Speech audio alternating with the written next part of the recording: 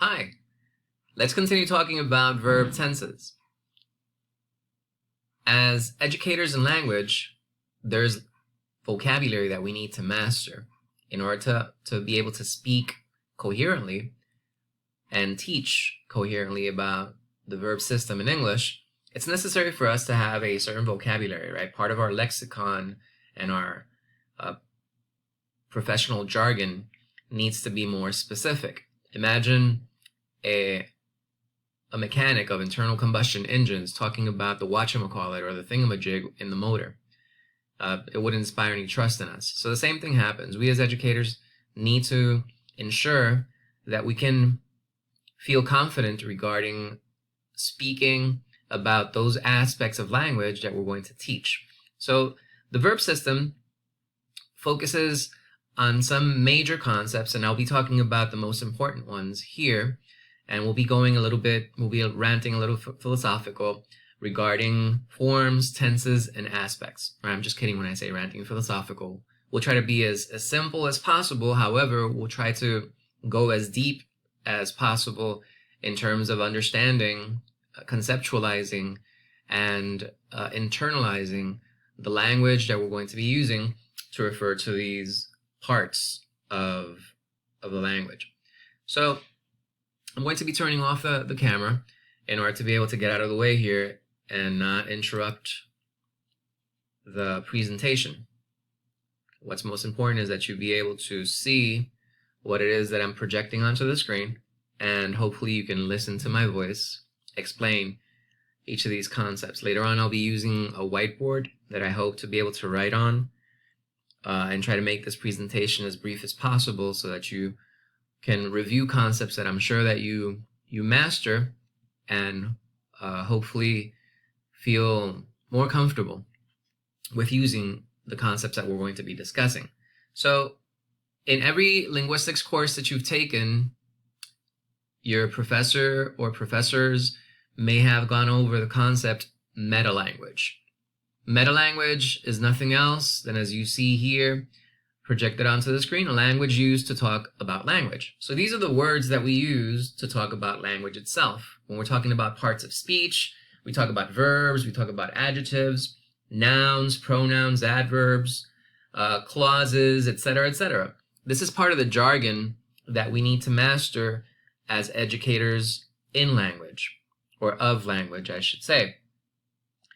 So I'll be going over these concepts. When you consider this topic for a course such as contrastive analysis of English and Spanish, well, since we're educators of English mainly, we're teaching language, and of course, in comparing both languages, we need to ensure that we understand how it is that both languages function. But the intention of considering a course such as contrastive analysis of English and Spanish, what we want to ensure that we have a clear or concrete grasp on is the terminology that we're going to be using to discuss English. Therefore, before we even attempt to make a comparison between the language that we intend to teach with that of that base language or the first language of our students, we want to ensure that we have a clear grasp on the language that we use to talk about our primary or target language, or the intended target language of our students. So now we know what the focus of our presentation is going to be. Let me just go over some concepts that we will be covering in the next 30 minutes or so. Here I've divided the concepts into two fields, that of morphology and syntax. Right? Just to refresh your memories, when we're talking about morphology, we're talking about how it is that we construct expressions or ideas at the word level. When we're talking about syntax, we're talking about how it is that we construct ideas and communication at the sentence level. So, of course, some concepts within our discussion today aren't necessarily going to fit as simply as you can see projected onto the screen here, but one that we won't debate on the concept of form. When we talk about verb forms, definitely here we're talking about morphology. And one of the ideas that comes to mind every time I think about verb forms is this toy that children tend to use when they're toddlers. It's a yellow, most of the time, cube, which is hollow, into which kids place different figures, right? Different shapes. So you may have a cylinder that goes into the circular space. You have an elongated star that goes, of course, into the space as a star. And the child will play with this toy and at times be mind-boggled by the fact that he or she cannot place the cube into the circular shape or into the circle. And by the same token, they cannot place a cylinder into the square or in through the square. And by trial and error, hopefully, they will acquire the understanding of how it is that certain shapes will fit certain figures will fit into certain shapes within that toy. So something similar happens as we're practicing speaking and writing, right? Communicating.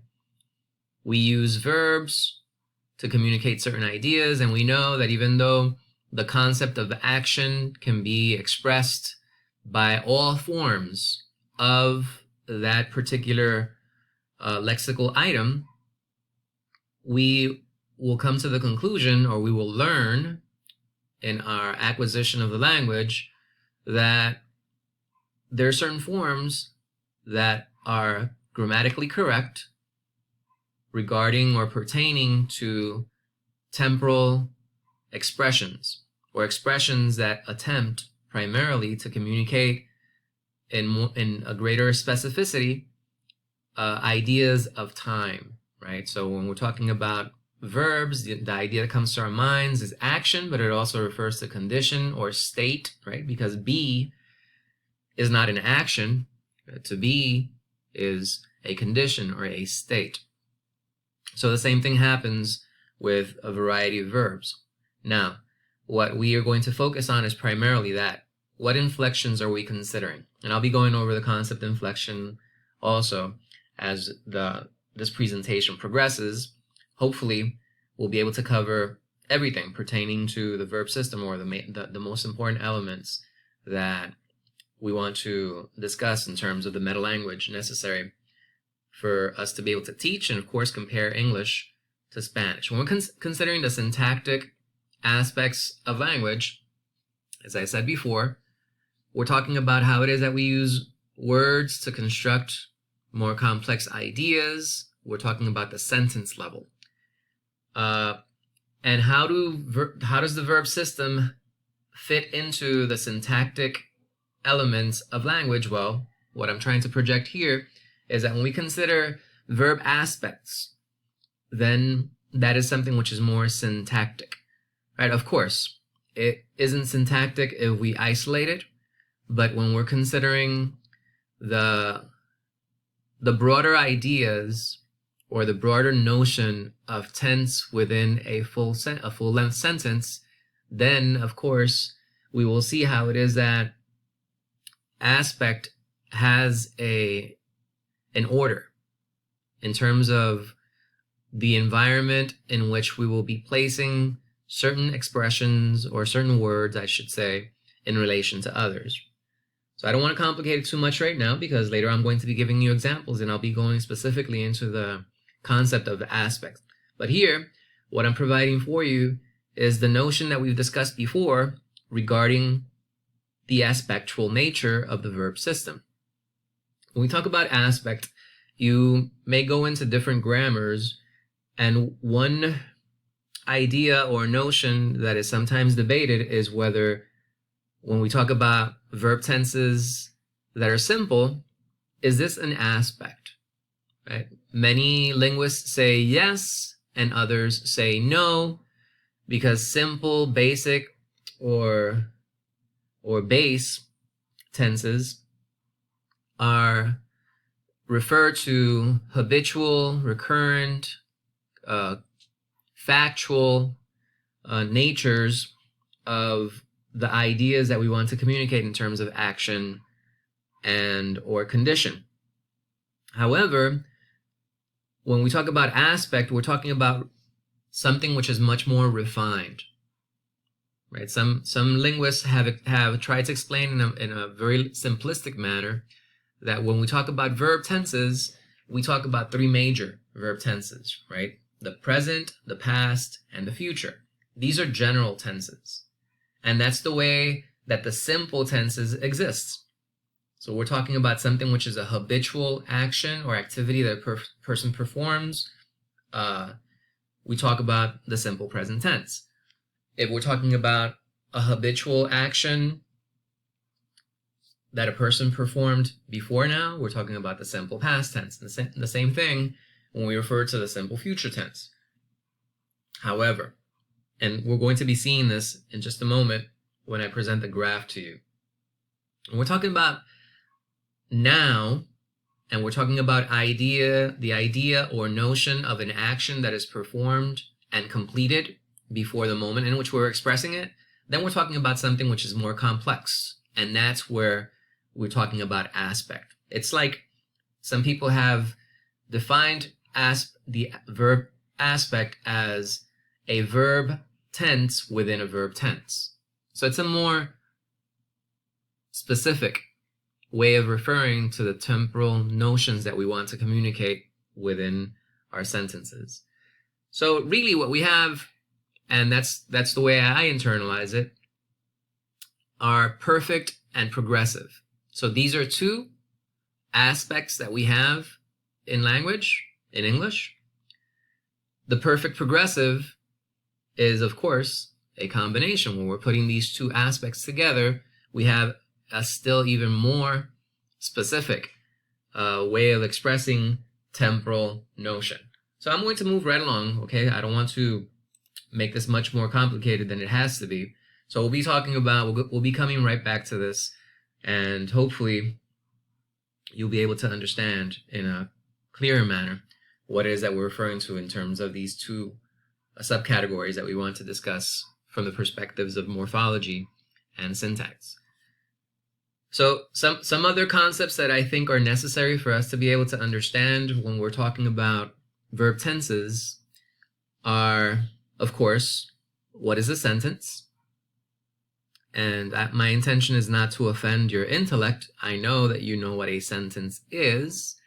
However, when we're explaining verb tenses to those who are or will be our students of English as a second language, we have to have a clear notion of how it is that we discuss what a sentence is. And one of the things that I like to underscore, or I tend to underscore to my students in the teacher preparation program, is what is the definition that you can give to this or that in terms of, right, the concepts that we want to study. So knowing what a sentence is very important. And one of the ways that we consider a definition to a sentence has to do with the components of which it consists, the subject and the predicate.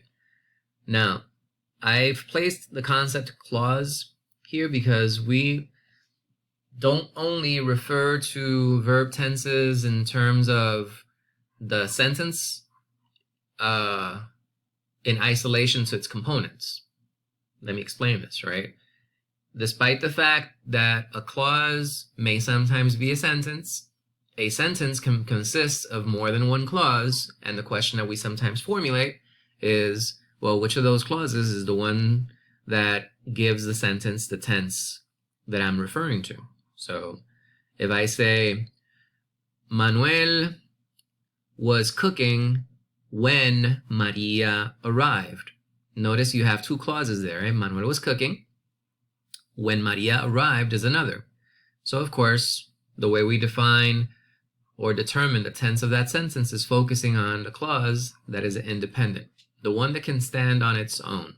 That's the tense of that sentence.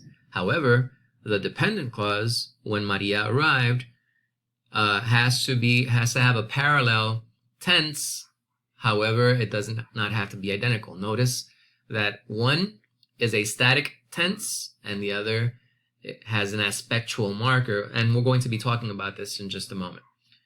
When we talk about the two major components or two major parts of a sentence, we talk about the subject, which is who or what we're talking about within the sentence. And then we talk about the predicate, which is that which we're saying regarding the subject.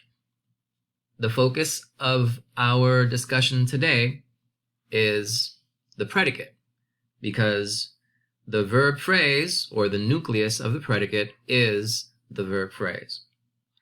And there are other concepts that are also related to verb phrases. Amongst these, part of the expressions that we have to internalize are what the main verb of the verb phrase is, and how do we call the accompanying verbs. And of course, here I'm projecting it onto the screen. It's the auxiliary verb. So let me try to use this whiteboard on which I have some ideas that I want to run by you, and hopefully make this a little bit more, not interactive because you won't be able to interact with me, but you will be able to see some movement on the screen more than just the slides passing. So hopefully this will work. Otherwise, I've wasted 3 hours of my time. So of course you see projected onto the screen 5 sentences, right? The cat looks into the hat, and the expressions that I'm writing in parentheses are expressions that you don't necessarily have to say but are implicit within the expression. When you say the cat looks into the hat, what you're talking about is an action that the cat does often, that the cat repeats, right, which is habitual, or simply that it's a present fact, it's a capacity or ability that the subject has. So in this case, we would presume that we're talking about an action that occurs every so often. The second sentence is the cat looked into the hat. We're talking about a static action that occurred before now. The cat has looked into the hat. Here we're talking about something which is an action that is performed with regard to another time, or in consideration. When we internalize the meaning of this sentence, what we're talking about is the idea or notion of an action being performed in relation to another. So the first sentence, how do I know what the verb tense here is? So I have a subject, and then I have an expression that tells me something about that subject. Right? So here I have my subject, and here I have my predicate. Now, there's one word all by itself that expresses the action or the condition performed or suffered, we could say, by the subject. There's some elements that we want to ensure that we are able to discuss. And again, you might be asking yourselves, why do I have to review this once again? This is something that I master. I can conjugate verbs, and I don't doubt that. In order for us to be able to teach this, it's necessary for us to have the appropriate vocabulary to be able to refer to each of the elements that we're trying to have our students focus on, right? That's what I want to ensure, and that's why I'm insisting on this. So one of the ideas that I consider when I'm looking at a sentence such as this, the cat looks into the hat, is that in order for me to refer to tense, I need to know what that verb phrase is, right? So the concept verb phrase is going to carry a broader meaning in terms of what a phrase is. We tend to consider the concept phrase and we think it's 2 or more words, right? However, when we're considering the different elements, and here I'm not going to be very specific regarding how it is that we refer to them in a course such as the structure or the foundations of grammar, because it's possible that some of you may have not taken that course just yet, and you don't have to in order to be able to understand this. So when we consider the syntactic components of language, we find that different parts of speech are referred to in terms of their phrasal aspect, and not just regarding the individual elements that compose these parts of the speech. So we're going to be using the expression or the term verb phrase in a very broad manner. It could be only one word. In the case of this sentence, the cat looks into the hat. The word looks is the verb phrase within the sentence. So the fact that we have only one verb tells me something. Right? Something that we know and that we've discussed before is that there are different tenses, and each tense is referred to based on the verb phrase, or the name that we give that sentence, or that verb tense, I should say, is based on the verb phrase that we identify in the sentence. If you have a sentence for which the verb phrase consists of only one verb, it doesn't get any simpler than that, right? So we know it's a simple tense. In this case, simple present. But we're not going to explain why just yet, because there's a part in the presentation where we're going to be focusing precisely on that aspect. Now let's look at the second sentence. Here we have same subject, and each of the sentences, notice, same subject. The only thing that we're changing is, of course, the focus of the temporality being expressed within the sentence. The second sentence says looked. The third sentence says has looked. The fourth sentence is looking. And the fifth sentence has been looking. In each case, we notice that there's a minute or subtle difference in comparison to the others. Notice in the first sentence, looks, in comparison to the second sentence, looked. These are two different forms of the main verb. The first one has the main verb in its S form. There's only one verb. So we're considering two elements here. One of them is what's the form of that main verb, or the verb that is indicating the specific action or condition that I'm trying to express. The other is, are there any other accompanying verbs or concepts with that main verb? These are concepts that I want for us to be able to look at. So I want you to dissect these sentences as carefully as possible. Consider each of the elements that you can find, and tell yourselves, right? Ask yourselves, how much of this can I explain? What do I know about that first sentence, which consists of 6 words? Those that are most important in communicating the idea of temporality are the ones that are part of the verb phrase. So in that first sentence, there's one word that we have to focus on, the verb looks. Now, we know that it's the verb looks, and why is it looks and not look? So that's another element that we have to take into consideration, right? The conjugation of the verb when we're considering that with the subject of the sentence. So sentence number 3. So you're going to notice a little skip in the presentation because we just had a power outage. However, let's continue talking about the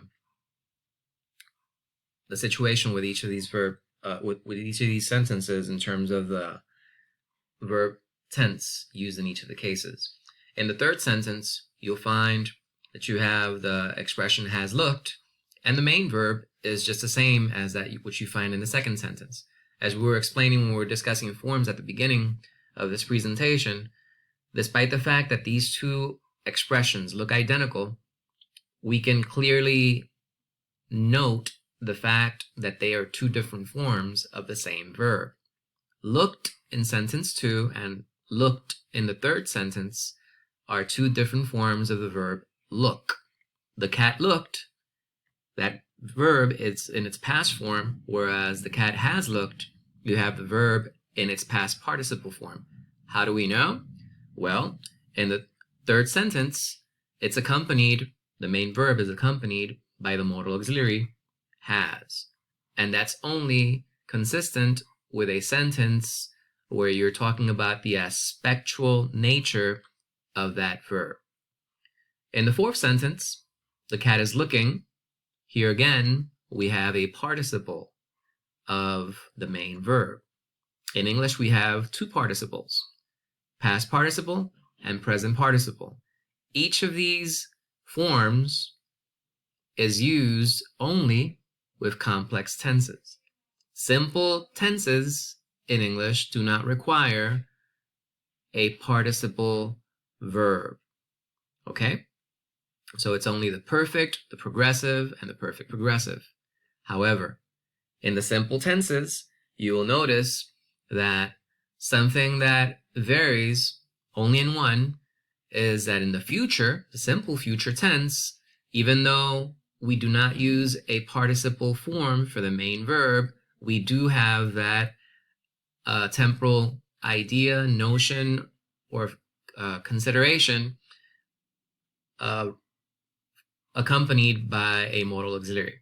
So it either will or shall is always going to accompany the main verb in the simple future tense. So moving right along, hopefully here we can see how it is that we can distinguish the different uses of expressions or words in constructing different verb tenses. I'm not going into every single verb tense that is illustrated in this image because we're going to be going into this in just a moment.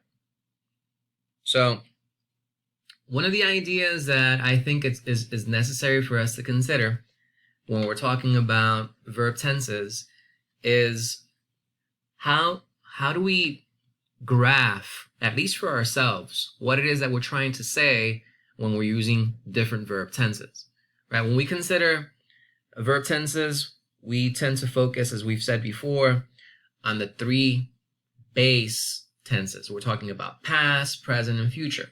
And if we think about reality in a linear fashion, what we have is this, right? We have this graph where we find ourselves in a particular point, and when we think of before, we're thinking about the past, and when we think beyond this point, we're thinking about the future. Now, we can communicate ideas in their base temporal form, which is what we refer to as the simple tenses.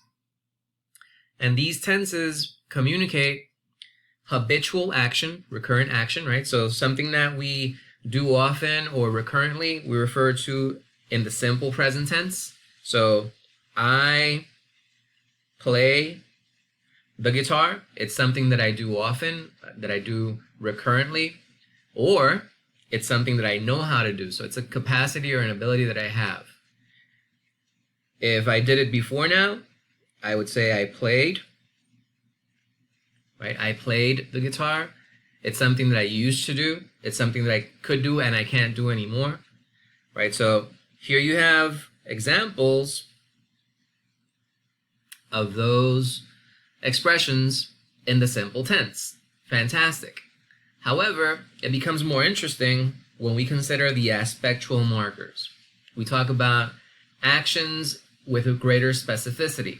When we're talking about something that I performed or someone performed prior to now, and the action is no longer being performed, we talk about the perfect aspect. So in a sentence such as this one, Pepper is my daughter's cat. Pepper looks into the hat, right? So Pepper looks is something that the cat does habitually or can do. But also, if I want to communicate the fact that with regard to now, it was an action that was performed, so we could say she has looked, right? So before now, the action was performed and it's complete. Now, if it's an action that began before now or starts now and continues, we say it's an action that is progressive. So it goes beyond the present and moves on. So each of these tenses has a formula, which we're going to be looking into in just a moment. My intention is not to extend the discussion, and I know I'm being repetitive in some aspects. However, I think it's necessary, or I think it's convenient, so that you can continue to reconsider these notions, and maybe from different perspectives, you can lock them in, so to say. The same aspect will be recurrent in the different tenses, in different base tenses. So we have a present perfect, we have a present progressive. The same thing applies to the past and the future. All you have to do is take the explanation of what the present perfect is and the present progressive and simply transfer them to the past, right? So if the present perfect is an action that began before now and by now it's complete, then the past perfect is an action that began before a specific moment in the past, and by that moment in the past, it was completed. The past progressive, similar to the present progressive, in comparison, is an action that was occurring. It had not ended or was not completed by a specific moment in the past. So notice, when we're talking about aspect or a verb aspect, we're always going to be referring to an action or a condition in relation to a static moment. So that which I refer to as static is the base tense, even if it's not implicit or explicitly stated within the sentence. So for instance, when I say Sarah was jogging when I saw her, right? So the idea of seeing her, and notice this is a dependent clause. That expression, when I saw her, cannot stand on its own as a sentence. However, if I say Sarah was jogging, that could be a sentence all by itself. So we know that this sentence is a complex. This is a complex sentence. It consists of a dependent clause and an independent clause. The dependent clause is the one that focuses on a static tense. I saw her. When did I see her? Well, I saw her yesterday at 5 o'clock. I was driving by, I looked at my watch, it was 5 o'clock, and I saw Sarah.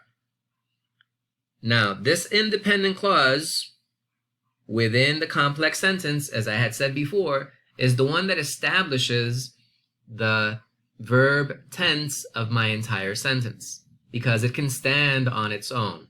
I do not have to say anything else. The dependent clause is a subordinate clause. It provides information to make my sentence more specific. But if I say Sarah was jogging, that would be enough to elicit my main idea. So, was jogging is the verb phrase. I notice that there are two components that make up that verb phrase. One tells me what the specific action is. It's the verb jog. It happens to be in the present participle form, and it's accompanied by a modal auxiliary verb, the verb be, in the past. So this sentence is in the past progressive. So it's an action that began before a specific moment in the past. That specific moment in the past is when I saw Sarah, right? That's my specific moment, my static moment in the past. The idea of Sarah performing the action is everything before this moment that was static in the past. However, the action communicates, or the sentence communicates an action, I should say, that goes beyond that static moment in the past. That's how I explain, or I should internalize, what the idea of past progressive is. And we should be able to do this with all verb tenses, right? In English, we've said that we have 12 verb tenses. So each of these 12 verb tenses should be represented within this graph, right? So the simple past should be an X or a period in a static moment in the past. The same thing for the simple present, the same thing for the simple future, and so on and so forth with the progressive, with the perfect, and the perfect progressive. Very well. So moving right along, let's look at some other elements here. So these are the 12 verb tenses that we've been discussing since forever. Notice that we need to refer to the verb tenses, and sometimes I say they have a first name and they have a last name. What you see in this image here on the screen, I tried to use a little bit of color. The words in blue are going to be the first name, and those in black are the ones that are going to accompany the words in blue as the last name. So you can have a combination. You could have the simple present, or you could have the simple past, or you could have the simple future, right? So you have three tenses that are simple: simple present, simple past, simple future. The same thing with each of the others. You could have a tense that is referred to as the present perfect. You could also have the same thing with the progressive. So the present progressive, and so on and so forth. The present perfect progressive, the past perfect, etc., etc. Something that I expect for each of you to know is the formula for each of these tenses. And I use the word formula. However, we know it's not a formula. It's the morphological construct, or the syntactic construction of the verb phrase within the sentence. When we consider the simple present tense, we refer to the main verb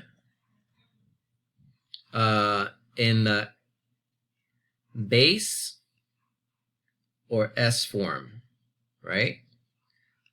So the simple present tense, I jog every morning. I jog, and that's, the sentence is a lie. However, we see that this sentence has one verb, and the verb is in its base form, therefore communicating the simple present tense. Each of these verb tenses has a formula, how it is that we construct a verb phrase to communicate that temporal idea. All right, so here we are close to the ending. Not that close, but relax, maybe 10 or 15 more minutes, and we'll be done. So something else that we need to ensure that we understand and that we review is the idea of conjugation.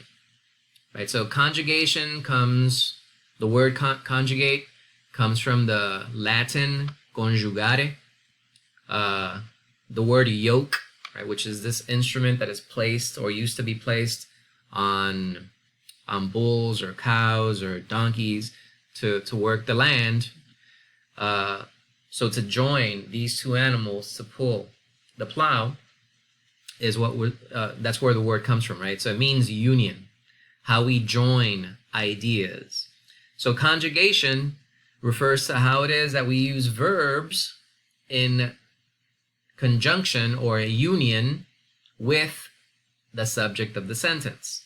In order to be able to refer to this, we have to understand that we have pronouns in English that are referred to based on their position within the sentence. So we consider the sentence having two major components, one of them being the subject, the other being the predicate.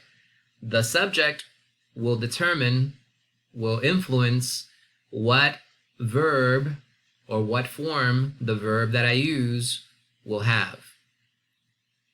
Now, not every verb within the verb phrase is going to be directly affected by the subject of the sentence. We've said that a verb phrase can consist of one verb. However, many times the verb phrase will have 2, 3, or even 4 words that make up that verb phrase. So if it's one word, of course, it has to be affected by the subject. In some cases, or some tenses, it's going to be the same form regardless of the subject. So if I'm talking about the simple present tense, I know that the simple present tense is going to be affected by the subject because I have 2 forms of the main verb that can be used to communicate the simple present, right? The base form or the S form. And that's why we always refer to, remember, we're talking about the third person singular, right? So the third person singular is, of course, I'm trying to write something here.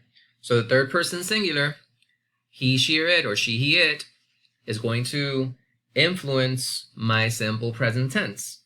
If I'm going to write a sentence that begins with the third person singular subject, the verb has to end in S, right? So walks. Of course, considering the rules of orthography. However, if it's any other subject, then of course, the form that I'm going to be using is going to be the base form. So I walk, she, he, it walks. You walk, we walk. So conjunction or conjugation, I should say, is going to be determined by the subject of the sentence, and it's going to influence the form of a verb within the sentence in some cases. Why do I say in some cases? Well, when we consider the simple past, the form of the verb is going to be the same regardless of the subject. I walked, we walked, she walked. ED. If it's a complex verb tense, meaning there's an aspectual marker in the verb phrase. If it's present progressive, past progressive, future progressive, remember the verb phrase is going to consist of a main verb, but it's going to be accompanied by a modal auxiliary verb. So if I'm talking about the progressive, I know that the main verb has to be in the present participle form. So it's going to be walking regardless of what the subject is. And that's why sometimes in hip-hop music or people using a very informal register as they're speaking can use a very versatile way of expressing the idea of progression. And they could say, she walking, right? She walking, he walking, we walking. And I'm not trying to be silly, right? Or humorous about this, but we know we've heard this type of expression. Now, what that underscores is the fact that the main verb is going to be the same or have the same form regardless of the subject. What's going to change or may change will definitely be the auxiliary verb. So this helps me to arrive at the conclusion that what is going to change in form is always going to be that part of the verb phrase that is closest to the subject. So in a verb phrase consistent of 2 words, one auxiliary verb and the main verb, the auxiliary verb is the one that's going to change in form depending on the subject. So if I'm talking about the past, I was walking. You were walking, and so on and so forth. Okay? So if I'm talking about a sentence in using the perfect aspect, so let's say that we're talking about first. The main verb is going to be in its past participle form, walked, regardless of the subject. Right? I walked is past. However, if we're talking about an action that I performed and completed prior to the moment in which I'm expressing it, I'm talking about the present perfect. So I have walked 3 miles today. But if I'm talking about the third person as a subject, she, he, or it, then the subject needs to be accompanied by a verb phrase consistent with that subject. And in this case, it has 2 words. Therefore, the closest word to the subject is the one that's going to suffer change depending on the subject. So if the subject is third person singular, what I'm going to conjugate with that subject has to end in S. Of course, it has to be the S form, but it's going to be the closest verb to it. In this case, the auxiliary verb. So Maria has walked 5 miles. The dog has walked with me all day, etc., etc. Okay, so conjugation refers to the influence that the subject of a sentence has on an element within the verb phrase in the sentence. The verb element or the verb phrase element that is going to suffer change depending on the subject of the sentence is always going to be that element or that component within the verb phrase that is closest to the subject in the sentence. So if it's a simple sentence, a simple verb tense, present or past, we know that's going to be just that one verb. However, with any other verb phrase in any other verb tense, it's always going to be the closest verb to the subject. Okay? And this is what we refer to as inflection. So when we refer to inflection within a sentence, we're talking about the ending or the form of the verb within the sentence depending on each of the cases. So if we're talking about an ing ending, we're talking about the present participle inflection.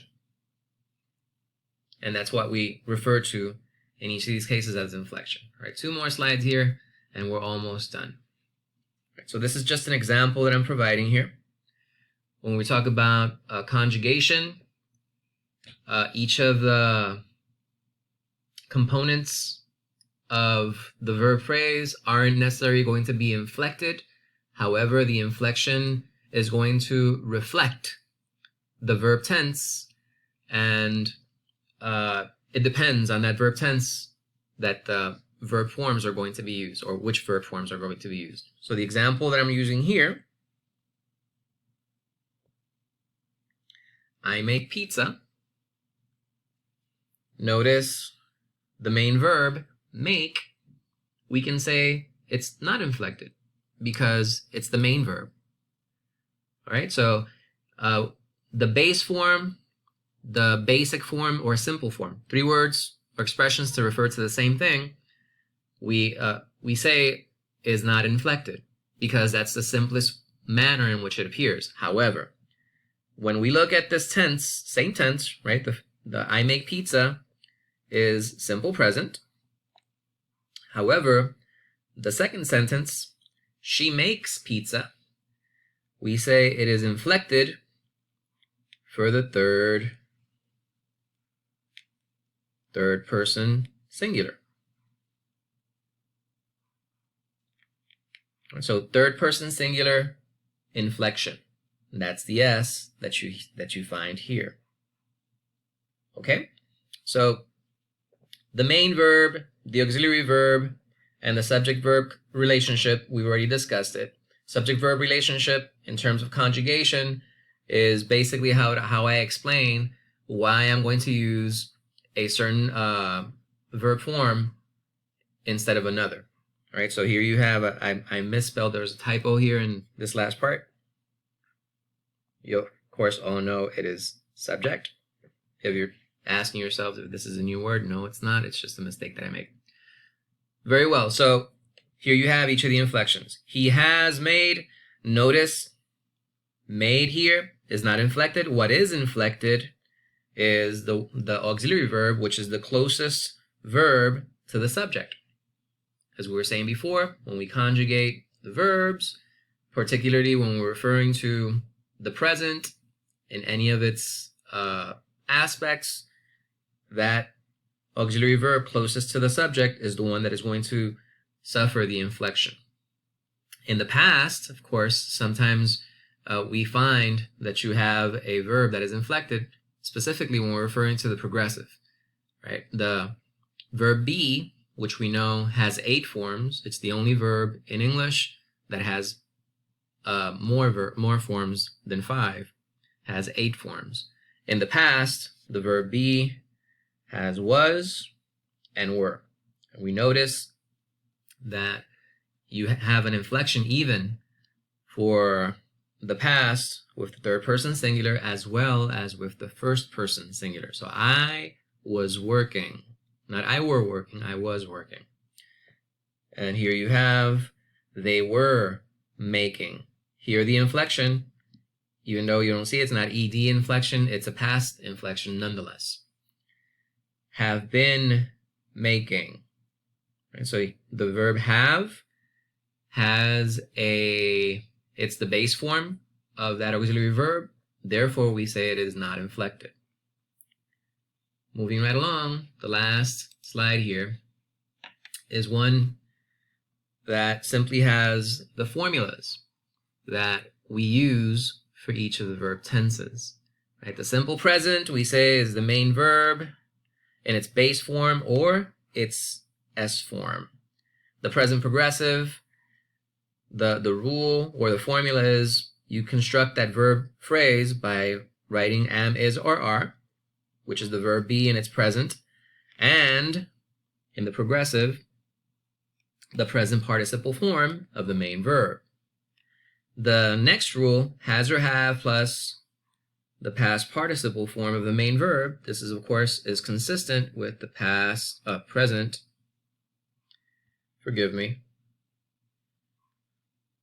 with the present perfect. Present perfect. The present perfect progressive, has or have, and here you have to remember plus been plus the same thing, the present participle form of the main verb, etc., etc. All right, so this is, I'm not going to go over each of them because I know that you know the answers to all of these. This is simply so that you have an idea of something that I expect you to know, what the rule for the construction of each verb phrase in each of the verb tenses is going to be. So up to here, our discussion of verb tenses. Hopefully you've understood these concepts. I've taken a little bit more time than I really wanted to, but hopefully you'll be able to benefit from this presentation. If you have any questions or doubts, please do not hesitate in emailing me. Make sure that you do so, and I'll be more than glad to answer whatever questions you have regarding this topic. So we've talked about a series of topics in this presentation. Amongst these, we've underscored meta-language, which is the vocabulary or the lexicon that I must internalize to be able to talk about language itself. We've talked about this. We've talked about sentences in its most basic expression, referring to subject and predicate. Of course, this has helped us to understand the concept, or to review, I should say, the concept or idea of conjugation. We've talked about the verb phrase. One of the things that we said is that even though we're using the expression phrase, we're doing it from the syntactic perspective, meaning how it is that we construct the notion of temporal idea within sentences. Therefore, the verb phrase will be consistent not only necessarily with 2 or more words, but it could be one word all by itself, which makes up the verb phrase within a sentence. We talked about the different parts in a verb phrase. We should be able to identify what the main verb is in the sentence, in the phrase, what the inflections of that main verb may be. In some cases, it'll be inflected for the progressive, in some cases for the perfect, in some cases it'll have the S inflection consistent with the third person singular in the simple present tense.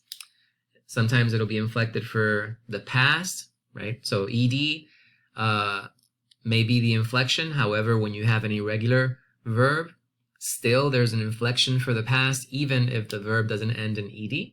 So for instance, the word buy, B-U-Y, is the base form of the verb buy, but in the past form, you will say I bought, right? So bought, B-O-U-G-H-T, that verb form is still inflected for the past, regardless of it ending in ed or not.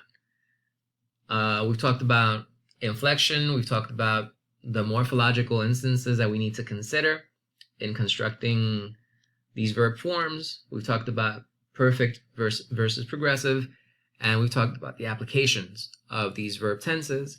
You should be able to identify the verb tense in any sentence provided. You know that if it's a compound or complex sentence, there is one clause within the sentence which is going to be the focal idea that you want to communicate within the sentence, right? Everything else is either a static or pivotal clause, so to say, in your expression. So it's that focal clause that's going to give your sentence its verb tense. Therefore, when you are given a sentence, any sentence, you should be able to determine what the verb tense is in each of the cases. So up to here, this presentation, hopefully it'll help you to review the most important aspects of verb tenses. And if you're able to explain each of these concepts, I think you should be able to teach effectively and feel confident in doing so. So God bless you. I hope that this is helpful to you. Again, you may contact me if you have any questions regarding this. Take care, and this is all for now.